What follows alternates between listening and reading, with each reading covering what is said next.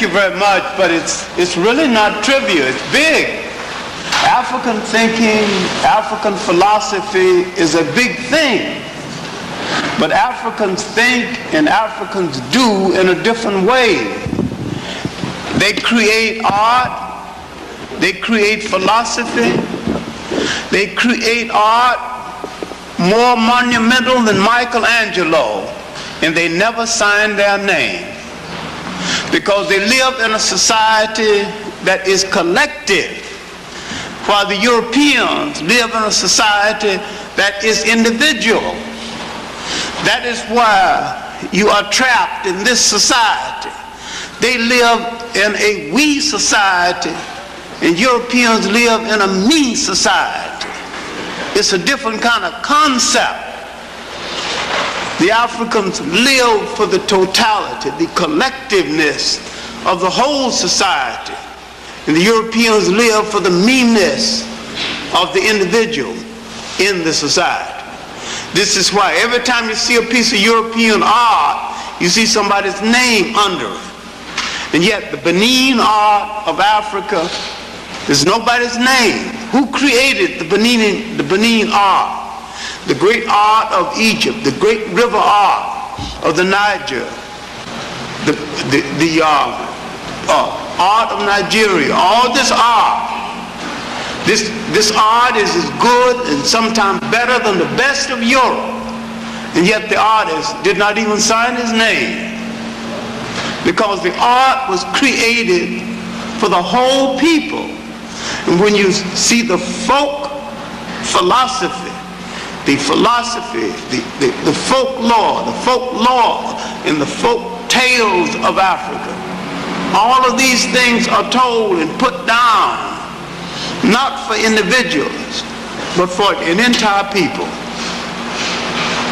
What I like to quote is an African proverb that says that a man that if you don't know where you're going, any road will take you there.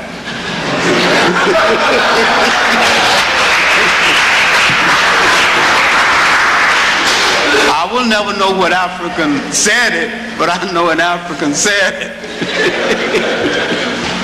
Now, the discussion for tonight is Africa, time of trouble, the coming of the Europeans. Very few people talk about this subject from an African point of view, because the coming of the Europeans, not only to Africa, but the coming of the Europeans to the world was disaster. And yet, when you read the history books, the assumption is that the coming of the Europeans was the bringing of the light. And yet, everywhere he went in the world, he put out the light.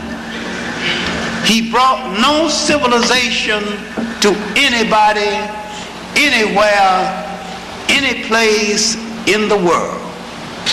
Now, I am reversing history, and if I couldn't prove it, I wouldn't be saying it.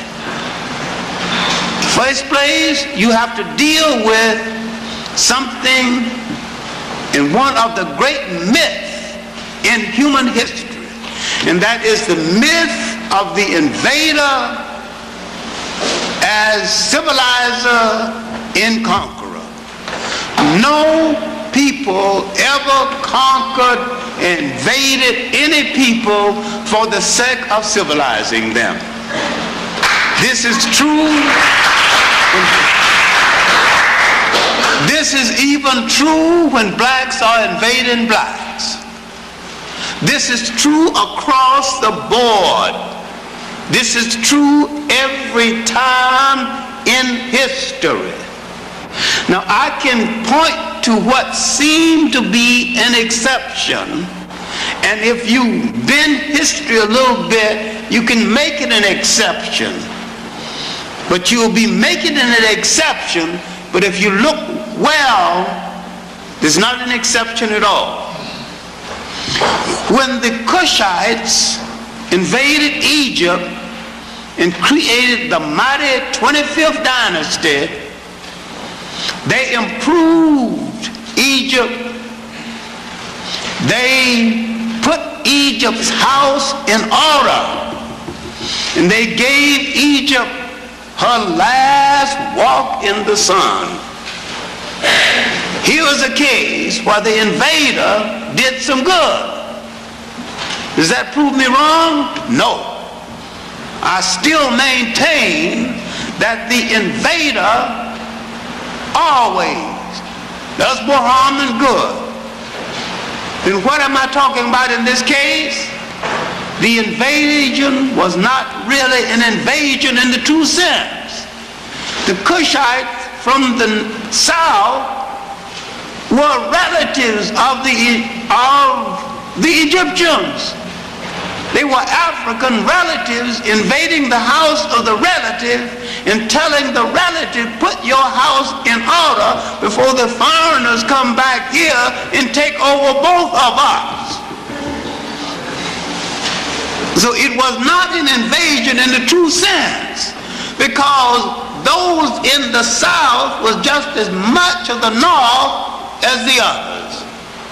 And when they invaded, the question of the three great generals that invaded Castor, Pianki, Tahaka was, are you obeying the old religion? Are you true to the great religions of the river? And they asked them, are you obeying the laws and the moral laws laid down by the last great goddess of the Nile Valley, the woman goddess Maya? Are you true to her teachings? And when you look today and see all the people hung up called women's lib, these black men, 751 BC, asking other black people, are you obeying the moral laws laid down by a woman? This will blow the white people's mind.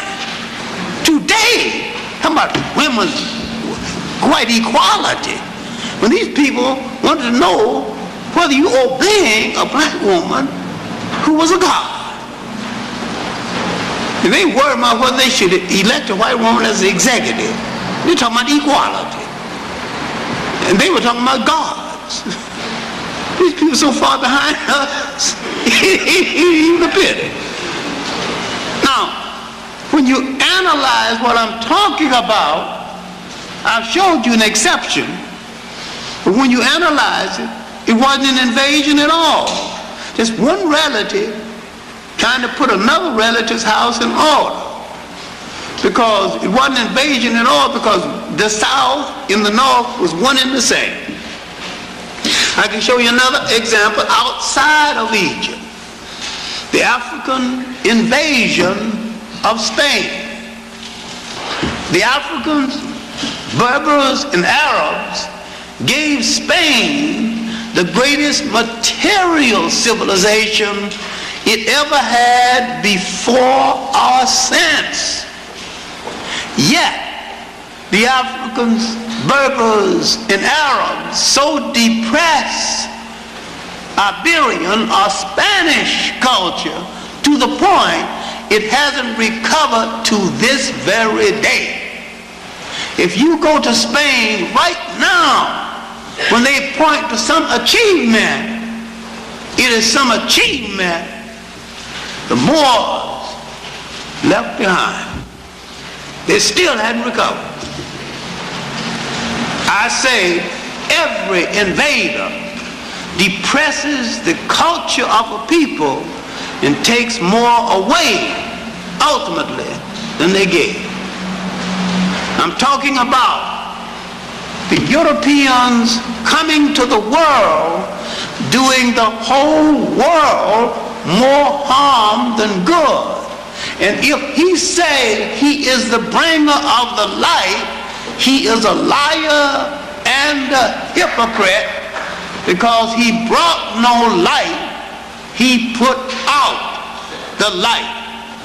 And that he is in a position right now of losing the world, and each time he called an age, his golden age, is that age when he has somebody else to exploit outside of Europe. And that he never had a golden age when he had only Europe to feed on. He is being pushed right now to a point where he is being deprived of the land and the resources outside of Europe, when he would rather blow up the world if he can't rule it. And so the people of the world had better protect themselves or prepare to go back in chains, because he'd rather enslave it or destroy it if he can't rule it. All right, now let us look at the world of Africa and Asia, but principally Africa, before that European came out of that box the second time. All right. The first time he was pushed back into Europe by a combination of Africans and Arabs after he had played around with Christianity, disgraced it, brought on Islam, was pushed out of the Mediterranean. All right, during these years he is out of the Mediterranean. He was forced into what he called the middle or the dark ages.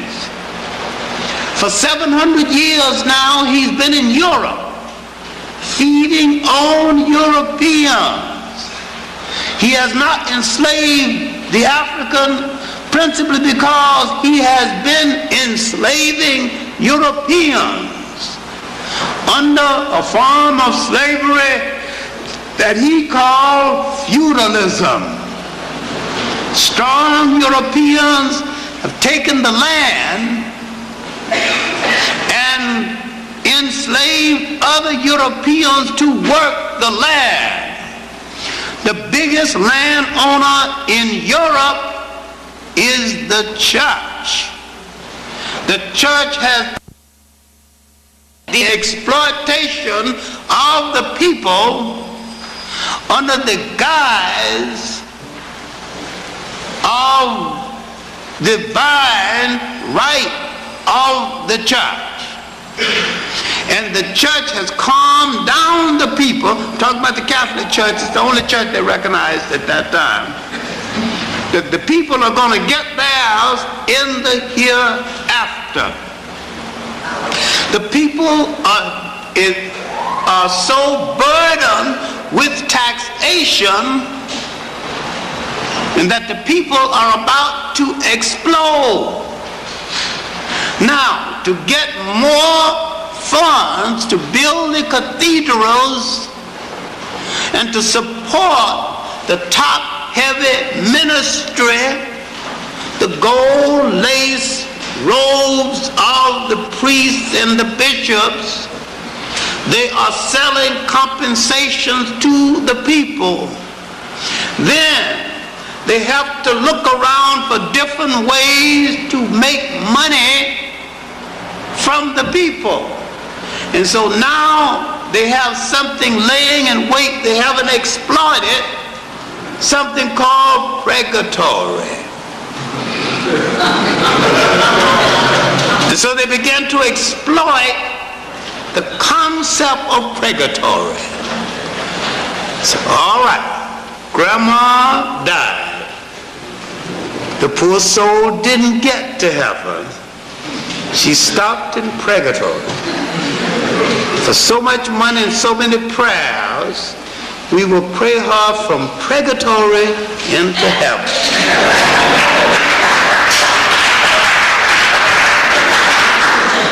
So now you begin to fork out some money to get grandma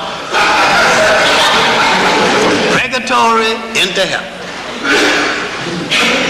That's another way of milking the people. So in the midst of this, they got quite a bit of money that way. Then they begin to sell compensations and favors and tassels. The more tassels you got, the closer you are to God. And the church fakers began to, you're selling all kind of forgiveness toys. And in the midst of all of this, the people began to grumble. They've got nothing left. The church is bleeding them dry. The people are about to explode against the church. Then something came, save the church in the nick of time. A beatnik, religious wanderer, Peter the Hermit, had gone to the Holy Land and discovered something. A puritanical Arab or Persian, he said he was a Persian, so if he says it's a Persian, we're not going to argue that point. Saladin had barred the Christian pilgrimage from going to the Holy Land to see the Holy Grail and the holy places. He spread the news across Europe. How dare this infidel keep us from the holy places to see the ornamentations, the chalice, and all of the things that touched by our Lord, including the very shawl that he died in. He spread the news across Europe. We must go and rescue the Holy Grail. Wasn't lost anyway, but be that as it may. So the Pope sees the idea. Now he can take the people's attention off of revolt. He needs an issue to take the people's mind from what the church has been doing to them. Now, you think because of your books that the crusade has something to do with holiness, something to do with religion. Well, I hate to disappoint you, but the crusade was a political thing to save the church from the wrath of the people. Now you can read it your way, but as a classroom teacher, I got to read it the truthful way. All right. Now, Peter the Hermit, and with the Pope's endorsement, people began to gather for the first crusade. People began to march. And as they began to march to gather food, gather people to go across Europe, rescue the Holy Grail, rescue the ornamentations from the infidels, people forgot their grievances. And as they began to march across Europe, they could go to a farm and not only take the farmer's products, take the farmer's daughter in the name of God. Wasn't a woman over 10 safe. Take the lady too. Wasn't an unviolated woman in Ruth. They could do everything. They said, in the name of God. Come on. In the name of God. Give it up.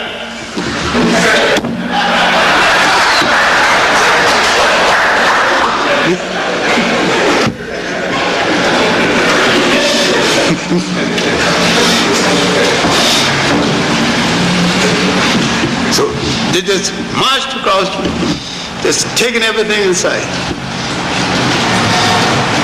All right, now, at first crusade, although Cecil B. DeMille has given you one crusade, he made a fortune and died. I know I'm giving you one that Cecil B. DeMille didn't give you in the movie. In the movie they won, In real life, they got hell beat out of them. Now, Richard the Lionhearted did not go on the first crusade. Of course, Cecil B. DeMille got him on the first crusade. In real life, he went on the second crusade. In Cecil B. DeMille's version, he was a Christian. In real life, he was an infidel. In real life, he didn't even belong to the Church of, he belonged to the Church of England superficially, but never went to church. Because Church of England wasn't even crystallized at the time. He went through the motions. But in real life, the real reason for him going to the church, going on the crusades, that they had some foreign princess for him to marry who didn't attract him. She didn't have much behind or in front.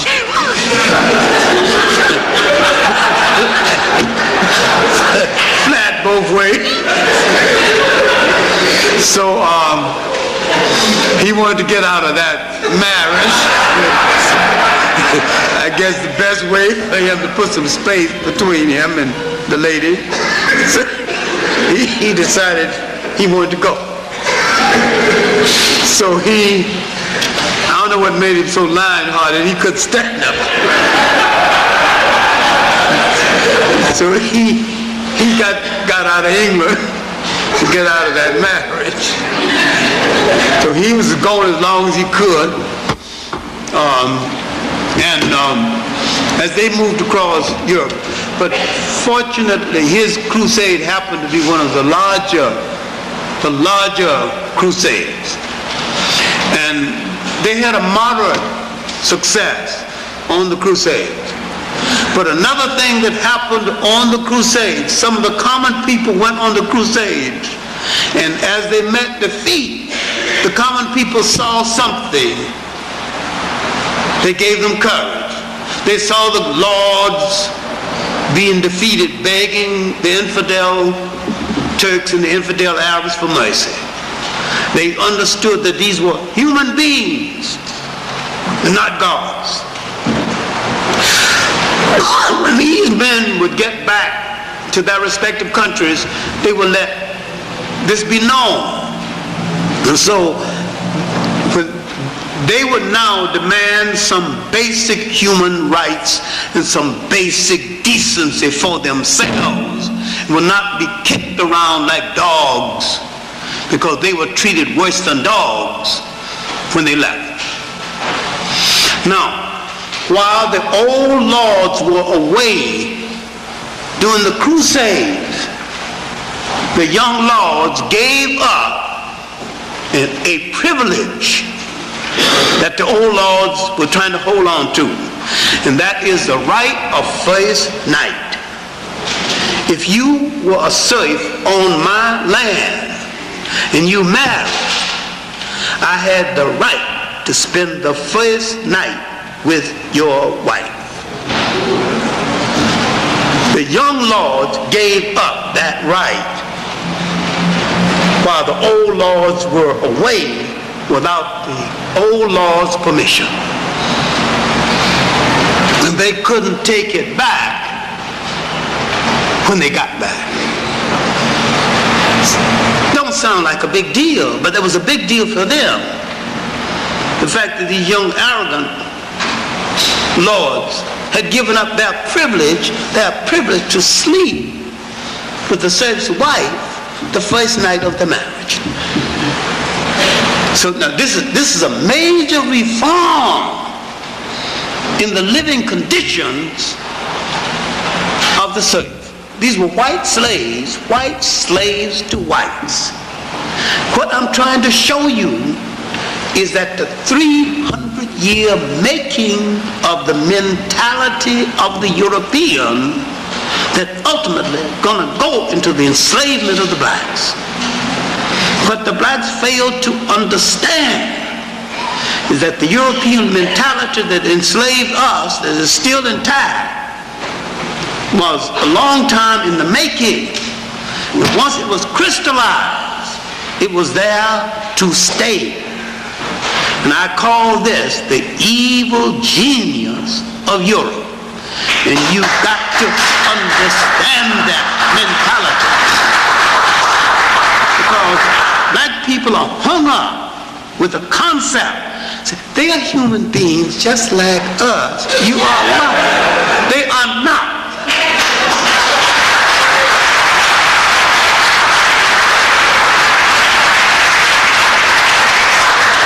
They are human beings shaped by a condition of history.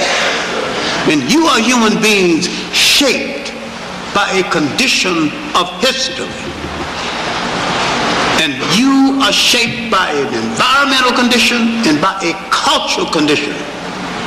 And if you understand something which I've gone over repeatedly, but I still think you missed the point, that all of us are shaped by three meetings of history.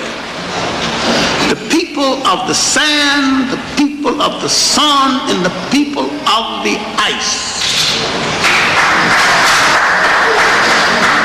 The Europeans are still the people of the ice to this day. The Africans are still the people of the sun to this day. The Arabs are still the people of the sand to this day. And each one of us act according to the environment that produced us. And you still act with the sentiment and the beautiful humanity that came out of that sun. And maybe we have spent too much time expecting the sun in the sand, in the ice, to get together. We should let each one fall in its respective place and stay there.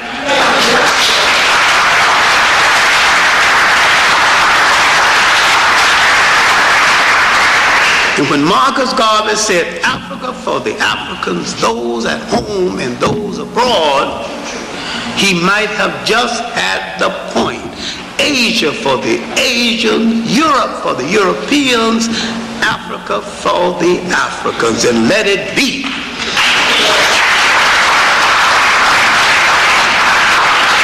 Now, there was a time when each emperor with enough power who wanted to impress the Pope found his own crusades. But this petered out until a group of children in Europe decided that if the adults have failed, we will go and rescue the Holy Grail. We will go across Europe and do what they failed to do.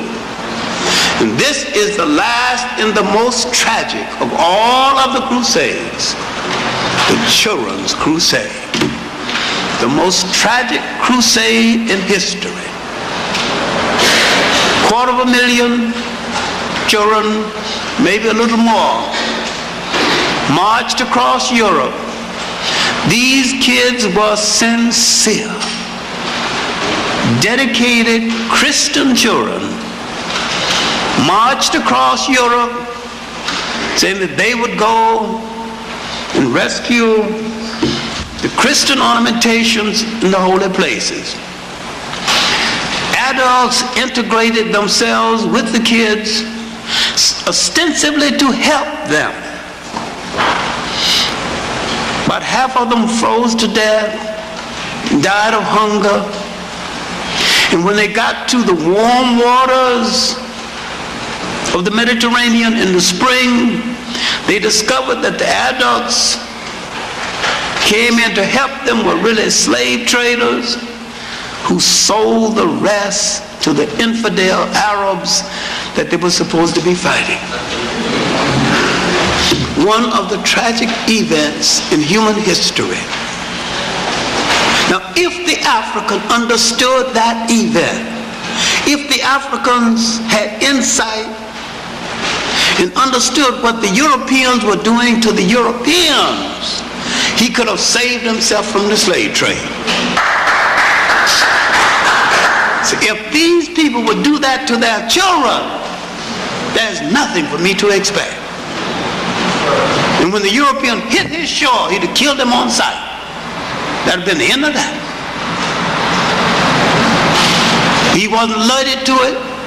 He was still hung up with the fact that if I have humanity, somebody else come, I'll treat him like he's a human being because I'm a human being. He invited him for dinner. Treat him like a guest. He end up being a slave. That same kind of sentiment is still among African people to this very day. Still that naivete about the gas. The Aztecs in Mexico did the same thing with Cortez, and he took over Mexico. Less than 2,000 men took over all Mexico. Came as the guest, stayed as the conqueror. We non-Western people never learned. Hadn't learned to this very day. All right, now, Europe is awakening from the Middle Ages and from the Dark Ages. The Africans are still ruling Spain, they still block Europe from the Mediterranean, and yet the storm is gathering in Spain between two sets of Africans. And this storm is gathering because the Muslims are beginning to fight among themselves. Portugal frees herself from the domination of the Africans in 1240 because the Africans were the military arm of Spain from 711 to 1240, because around 1000 the Almoravids under Ibn bin Tishfan enters the scene. Mostly Africans, sprinkling of Arabs, but in the 1000s, but 1240 the Almohades enters. Now you have two competing military groups for the Mediterranean in Spain. In the 1400s, they began to argue among themselves. The Almoravids are puritanical Muslims. The Almohades are mixed with the second Arab invaders who came in from Arabia in the 1000s. They don't care too much about Islam. They're pretending Islam. That was the dumping ground, the waste matter of the Arab world. They're freebooters, marauders, and nobodies. They're coming looking for what they could get. Now, the argument is over customs of Islam. That group goes into Spain and violates all the basic rules of the faith. They not only marry Spanish women, they marry more than 4. A violation of the faith, violation of the custom. They not only marry more than 4, they let the Spanish woman remain in the Catholic Church. If she's good in bed, they don't care what she stay in the church or not. But the African not only doesn't marry more than 4, but whoever he marries, she has to not only convert to Islam, she must keep a proper Islamic diet. Failing that, he goes home to Africa to get his woman. There wasn't no Catholic woman in his bed, no Catholic woman in his kitchen. He's a Muslim straight away. Because when we get into a thing, we go all the way. We out poke it out, Muhammad. Either do it right or don't do it. Now, the argument now is between these factions. You got Islamic factions arguing. Now, about 1450, this argument is getting heated to the point where one half of Spain under the Castilians have freed themselves from the domination. The Castilians boast that they have no Moorish blood. It's a lie, but that's what they say. Because the Spaniards have been mixed with African bloods even since the Carthaginian time. Because any time a Spaniard say he's pure white, I mean, don't ever laugh directly in his face. I mean, be respectful. I mean, cup your hands and turn your head to one side. They've been mixed with us so long, it's just impossible to find a single Spaniard on the face of the earth who don't have at least a few drops of us. They used to boast about it, but now in this country, you know, and if they can pass the taxi cab test, they try to pass the color test. Don't argue the point, you know. If you can pass it, pass. All right, good luck. Good luck, bud. Don't make no fuss about it. All right, now, there was something else that happened earlier. 1415. The Portuguese, who are more independent than the Spaniards, still partly under the domination of the Moors. 1415, the Portuguese invade a part of Africa, a little enclave called Cetra. I used to say it's about the size of Central Park, but then I went to Cetra. It's off the coast of Morocco. It's not as big as Central Park. And they conquered it. And this put heart in Europe. It's been years since the Europeans been able to draw any blood in Africa. Africa had caused them so much fear. And Europeans now begin to get that little courage back again. See, almost 700 years or more, the Africans had penned them into the Mediterranean. The Mediterranean was the sea of the world, the trading sea. Since the days of the Carthaginians, they wanted that sea. Remember during the Roman time, Carthage, when Hannibal blocked their way off, and when they shouted out, Carthage must be destroyed, they just had to have the Mediterranean. They've got to have it right now. It touches on three great cultures. It was the melting pot, the culture melting pot of the world. They wanted it back again. They wanted to get back into the Mediterranean, back into the trade of the Mediterranean. All right, 1455. We have to go slow right here because something is going to happen. 1455. Spain and Portugal now free enough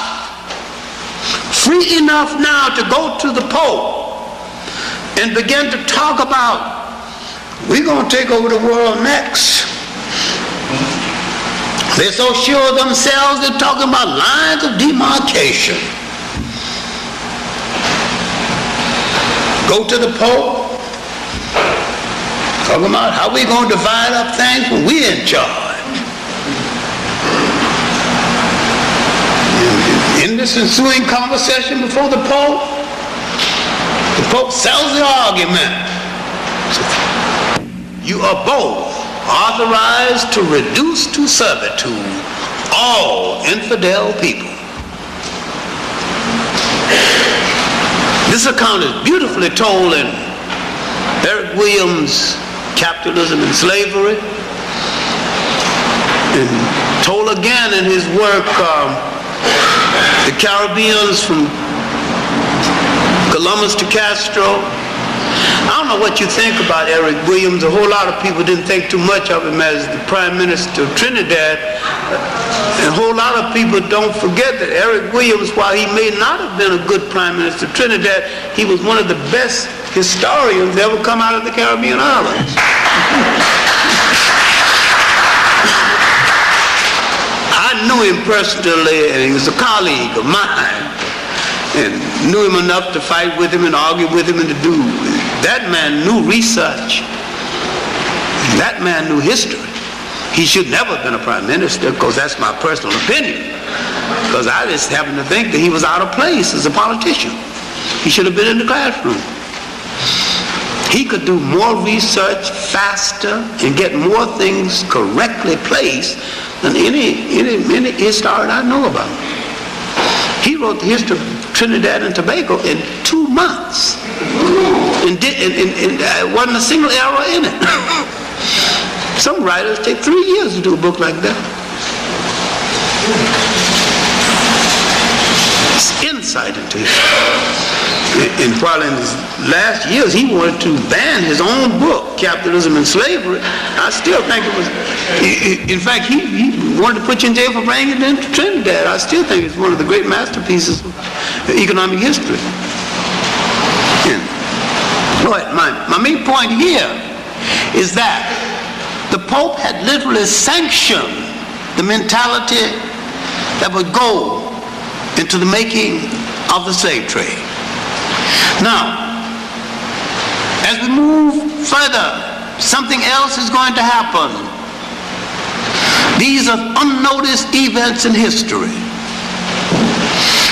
The maps of the Jewish gold merchants who had a monopoly on gold trade in North Africa and the inner Africa called the Western Sudan would fall into the hands of Prince Henrik of Portugal, called Henry the Navigator, though there is no evidence that he ever went to sea. He would open a school for chart making and map making. The important thing about the school is that a little known sailor, Christopher Colon, later called Christopher Columbus, would attend this school. More about him later. All right, now Europe is learning longitude and latitude. Europe has forgotten how to handle ships. The school at Salamanca, run by Africans and Arabs, had began to translate this information from Spain, in Spain, translate this information from the leading maritime nation of that day, which is China. Now, taking the material from China, Europe is going back at sea, but Europe is learning something else. Europe is learning intellectual history, also preserved at Salamanca. Europe has forgotten its own masters. It's forgotten its philosophers, Aristotle and Plato and all of this has been forgotten. Europe is learning again its own intellectual heritage. Europe will learn this, and Europe will turn on the very people that preserved it for them and say that the people who preserved it for them have no culture, and will keep up that lie to this very day.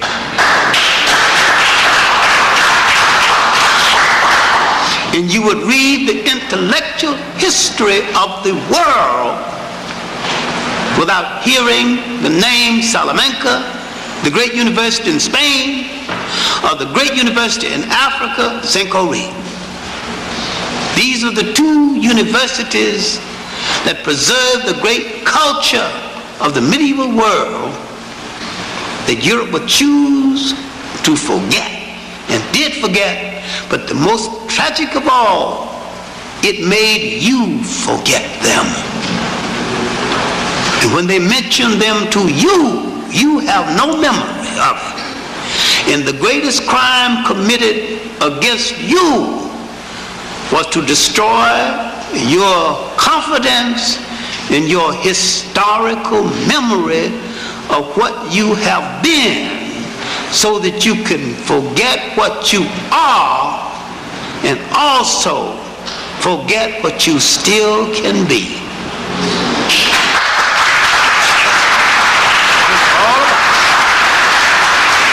That's what it's all about. And this is why the European is referred to as the evil genius. The game he started then, 500 years ago, he's still playing. Now, if you look at the motion picture now, listen to what I'm saying. Now go back and look at the color purple and understand it now, based on what I'm just saying. You're seeing a new motion picture. You see the game he played. It was a war. That picture was not a motion picture. That picture was a part of a war against your mind. When they turn you on your men, when they turn you,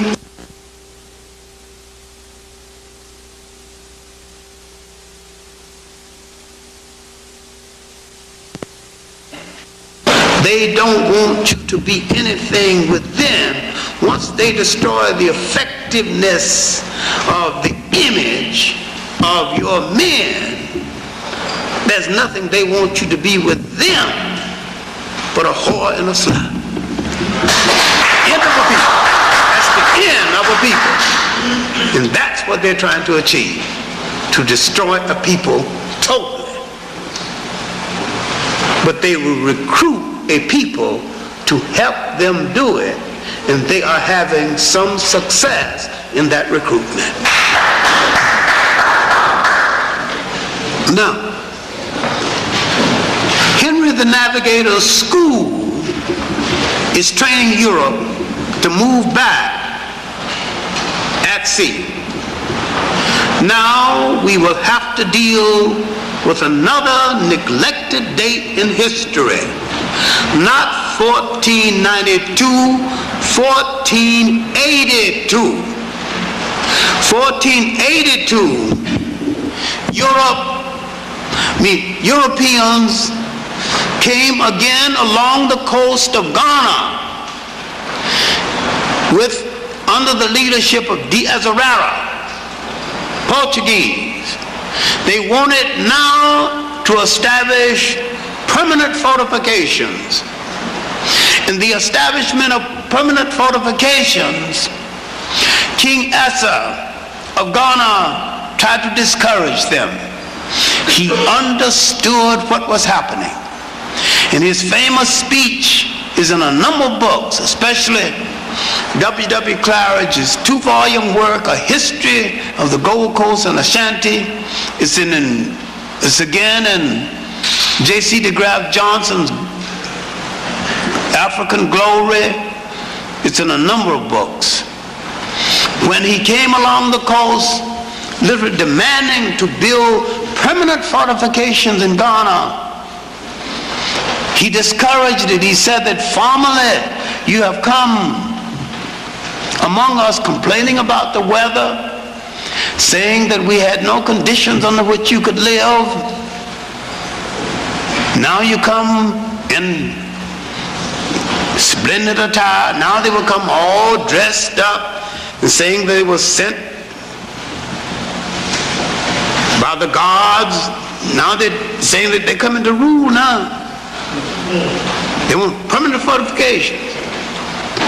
And what did they want to build? Elmina Castle, the largest slave fortress in all Africa. I was there this summer. Elmina, the mine. They want the gold, they want the yellow gold, and they want the black gold. slaves. And while he tried to discourage them, he wanted to engage in legitimate trade as before. He said, in that way, if we see each other infrequently, we can preserve our friendship. They wasn't buying it. And when he wouldn't buy the Bible story, they forced their way in, offshore, 500 troops. And in this, among these troops and sailors, a little-known soldier, little-known sailor, Christopher Colon, later known Christopher Columbus. Read Columbus's diary, and he says, as man and boy, I sailed up and down the Guinea coast for 23 years. What was Christopher Columbus doing up and down the Guinea coast for 23 years? He was in the early Portuguese slave trade. This man might be one of the biggest fakers and one of the biggest con men in history. Why didn't he go to the East Indies with Isabella's money and Isabella's endorsement?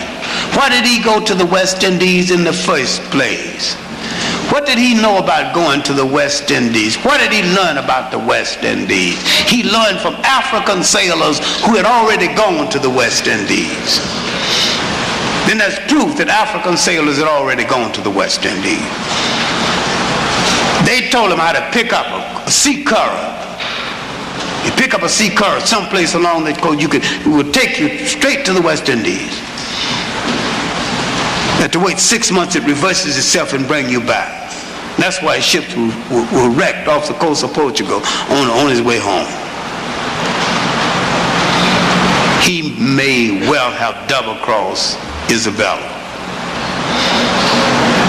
He double-crossed his sailors too, because he made them sign a paper saying that he was in the East Indies, and if they didn't sign it, he wanted to cut their tongues out. All of this is documented. Read Van Sertima's They Came Before Columbus. Read it again. Read it carefully.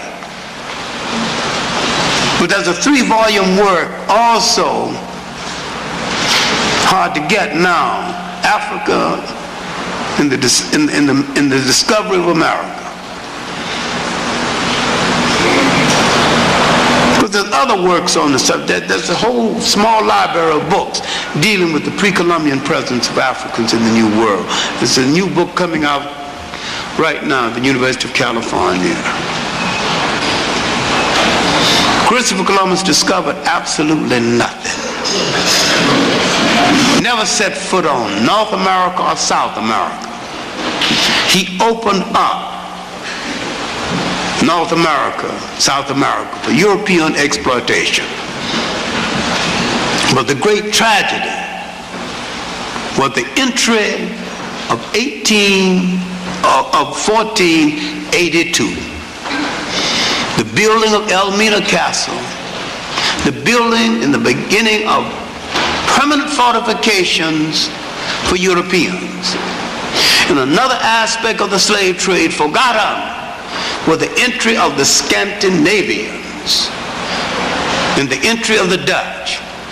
These wooden shoe wearing people who were so clean, grow 2 lips, who so clean they even named a cleanser after them, Dutch cleanser, one of the bloodiest, murderous slave traders that you can think about. So the coming of the Europeans was one of the disastrous acts of history. When people are telling you about their Holocaust, all you have to say is that when you finish talking about your 6 million, I'll start my count with 60 million, and I'm just starting my count. We talk about Holocaust the same as we talk about fish stories. Those who caught the biggest fish do the most talking. I was at Elmina Castle, and I was at Goree Islands. Goree Island, one of the smaller of the slave forts, 20 million just passed that one. They got 46 castles. 20 million passed through Goree. That was at Elmina, the biggest one. There's no counting of how many passed through Goree, passed through Elmina. That's the monster. Its first dungeon holds 1,000. This the dungeon for the women holds 500, just for the women. Had one compartment for the virgin girls, for the ship's captains and the governors to pick their choice which one they wanted to rape that night. That holds 250. So the coming of the Europeans, one of the great tragedies then in the history of the whole world. Now the economy of Africa is getting the economy of Europe off the ground. Europe now is emerging from the tragedy of the Middle Ages. It's emerging people poor, resource poor, and land poor. It's emerging into the world, and there is nothing for Europe to feed on within Europe. Europe has tried to enslave Europeans. It didn't work. Europeans hasn't got the physical energy to bring it off. The Africans, fortunately, have the physical energy to bring it off, and still have the physical energy. Europeans have treated Europeans so badly that when they try to enslave other Europeans to do the work, the Europeans can't bring it off physically. They cannot last. It does not mean that the Africans did not die wholesale. They did. But you had a reservoir to get more Africans. You just simply go back to the European reservoir. You got another weakling. He didn't have enough strength to hold up under the pressure of this grueling business. And it kept on and on. Nobody spared him, and nobody showed him any mercy. All right, the business was around France, was around England, was around Portugal, and Spain. The British were kept out of the business, not out of any benevolence, because of an argument the British had with the Catholic Church. The French had some difference of opinion with the church and did not enter the business until that holy devil, Cardinal Richelieu, gave France a rationale to get into the business. Then France got into the business. Someone gave Henry VIII's daughter, Queen Elizabeth I, a proposal for England's getting into the slave trade, and she rejected it. Then someone showed her how much profit could be made. Then she accepted it. Then the lead ship in the British entry into the slave trade was her personal property, the good ship Jesus. That was the name. Now, among the female power brokers of Europe, Elizabeth stands out. But don't forget who she was and what she did.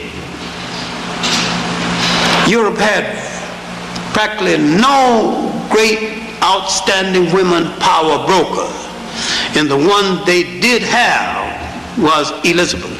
She knew how to handle power. But in handling it, don't forget what she did to us and how she handled that power and how that power was directed. Finally, once the British broke clear of the Catholic Church, the British no longer had to secure what is called the isientos, literally permission to engage in the trade. Now, the British went into the business with a vengeance. The British, led by Captain Hawkins, moved into the business with a vengeance. And when the British got into the business, it became a business. It was no longer sloppy. They drove the Portuguese out of West Africa. The Portuguese moved down to the Congo, subsequently Angola. And now the British pressured them. The French moved in. The British said, show me the clause in Adam's will that says I'm not entitled to my share of this African gold. And the French said, who gave the Pope right to give away what wasn't his in the first place? Francis of France. Now everybody now was bidding for a share of Africa. Now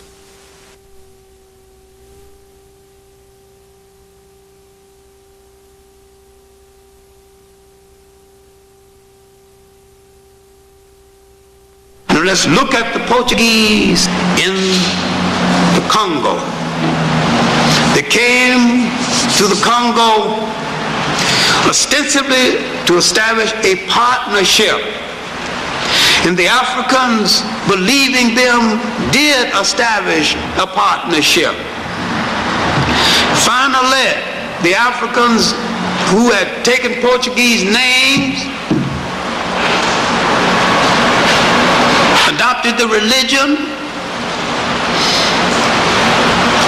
Portuguese customs, realized that the Portuguese were trying to change the Congo into a slave colony, turned on the Portuguese and did a remarkable thing, remarkable in African history, remarkable in human history, drove them out and established the Congo as a free country in the 1590s. And the Congo remained free from the 1590s until 1884. In the 1600s, a great king came to power, Shamba Belongongo. And from 1600 on, next 20 years, they not only threw away the Portuguese religion, threw Portuguese cooking utensils into the sea, tore down the Portuguese churches, went back and became purely African, and had a golden age. Built again the Bashongo kingdom. There were two kingdoms, the kingdom of the Congo and Bashongo. And they came together now and brought that strength together. The eastern Congo and the Congo facing the sea. Well, the most remarkable thing, right in the midst of the slave trade and in spite of it, and all of this is forgotten. And yet it is well written about it.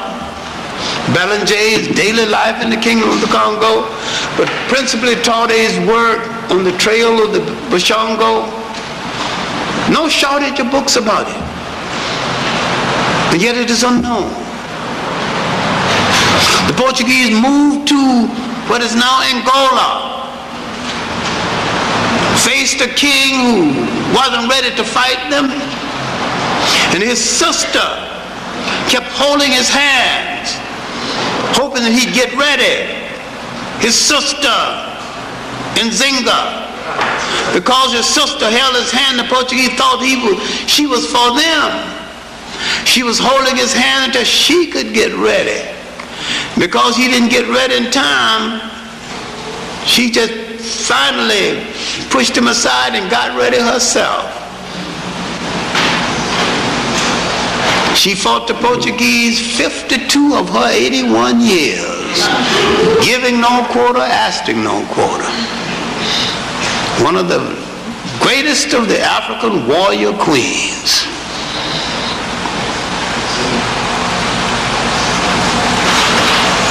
She was from a group called the Jajars. She wanted to stretch an empire across the southern belly of Africa.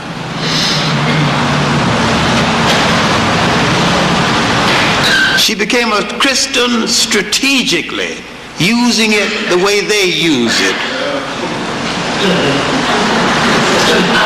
Strategically, for her purpose.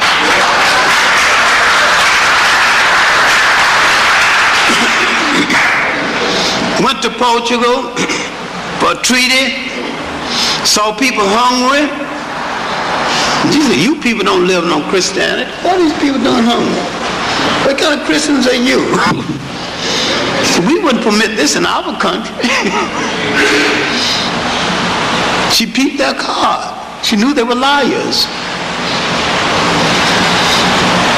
Then she put one against the other. She bought guns from the Portuguese and bought guns from the Dutch and then some from the Finns.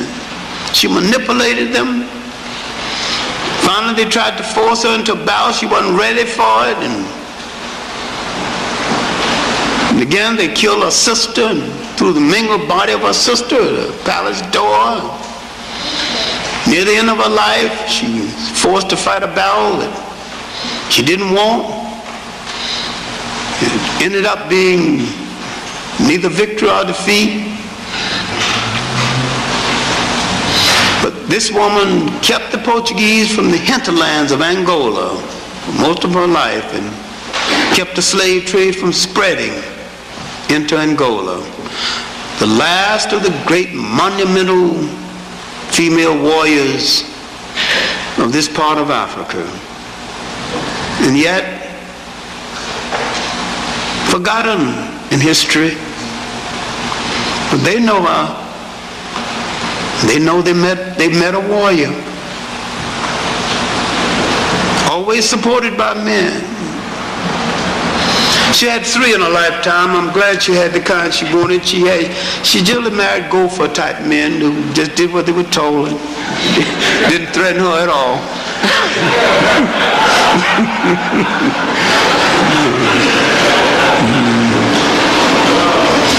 J. Rogers did a pretty good biography of her, but the best biography of her is written, was in French and it hadn't been translated, written by the young writer from Guinea, a personal friend of mine, Abraham Baby KK. But we need to, I did a long article on her in Essence about 5-6 years ago. No, about 10 years ago now, I'm 75.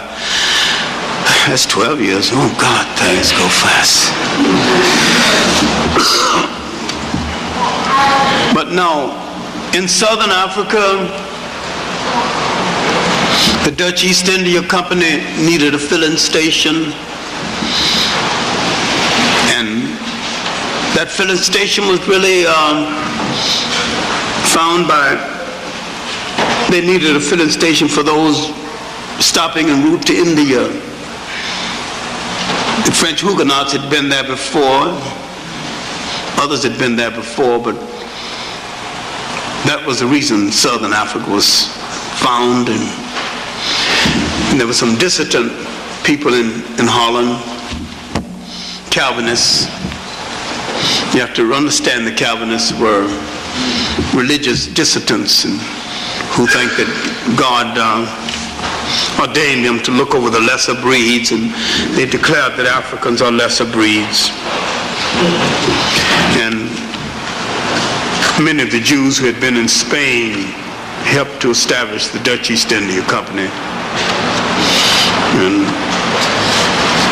and owned stock in the Dutch East India Company.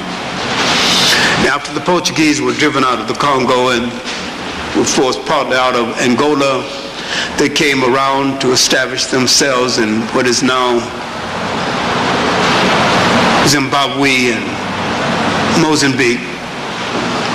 Then they met the Arab slave trade moving down from the north, and they established a partnership with the Omani Arabs, and they sold a lot of the slaves that went to Brazil were sold to the Portuguese by the Arabs. If you saw that fourth segment of the Africans when Al-Mazrui rationalized the Arab slave trade, he said there's only 2 million in the Arabian Peninsula, and kept asking, where did these slaves go? He wouldn't dare ask that stupid question to somebody who knows the history. Many of these slaves went to India, some even went to China, but a lot of them were sold to the Portuguese and went to the New World. A lot of them are in Brazil today because the Arab slave trade went into the millions, and it's now just 2 million. And if you read UNESCO documents too, you will see some good statistics on the Arab slave trade. But the brothers who belong to the faith still haven't been willing to do this because they haven't been willing to deal in depth with the Arab slave trade. But the coming of the Europeans to East Africa was met with the Portuguese developed not only a slave trade in East Africa, but entered a partnership with the Arab slave trade. Now let's deal with North Africa, because we want to deal with the coming of the Europeans to the total of Africa. In North Africa, then part of the Ottoman Empire of the Turks, the Turks were Europeans, but then the Turks were challenged by the French and the English. When the Turks were challenged by the French and the English, you see a new kind of colonialism being overlaid by one kind of colonialism challenging another kind of colonialism.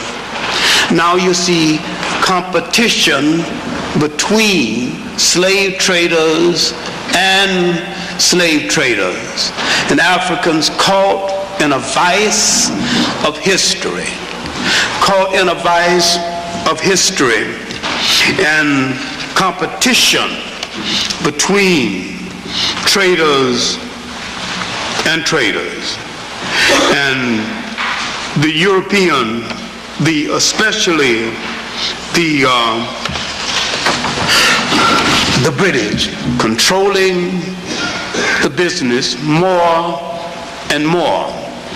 The absentee European now entering the business. You can now buy ships in the business without seeing the ships. You can buy plantations without seeing the plantations.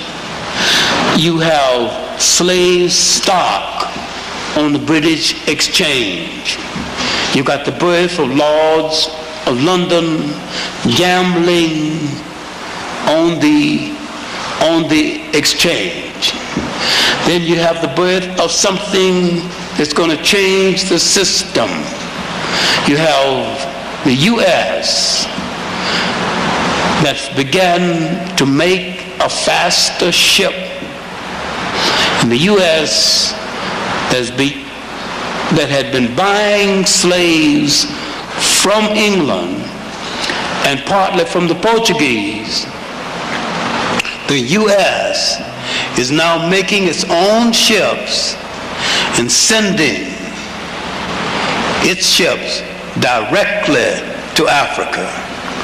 Now a competitor, and a ruthless competitor, has entered the slave trade.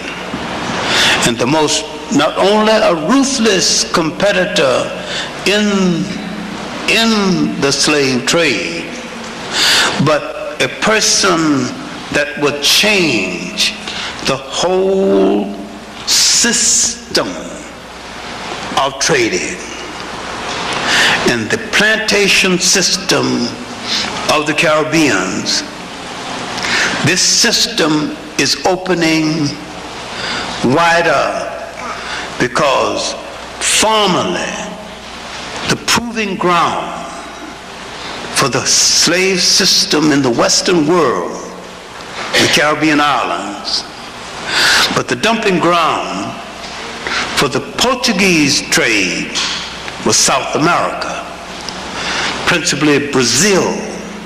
But Brazil was a resale point for South America, but the resale point for the United States was the Caribbean islands. With the U.S. challenging the British trade, the widening of the gap, in the competition is now becoming a thing, a worldwide system. The main thing that we need to look at is that this system, endorsed by the church, was the first international economy that touched 3 continents, and that out of this system came the basic commodity that laid the foundation for the modern technical capitalist world. And when you are making claims on the world, when you are making claims for reformation, when you are making claims for what is due you and your children in the world, your claims are too small, for they took away from you and drained away from you all the means that you could have had to have been nations, to have built empires, to have built schools, to have built Harvards, to have built Cambridges, to have built empires, to have built navies, and put you 500 years behind in technology. But what they took away from us laid the basis for the modern technical world. And I remember in Washington a few months ago, some German coming to a meeting came up to me sheepishly, halfway apologetically, and said, other immigrant groups in America pull themselves up by their own bootstraps. Why haven't your race done the same thing? I lost my cool and said, because someone stole our boots, you bigoted SOB.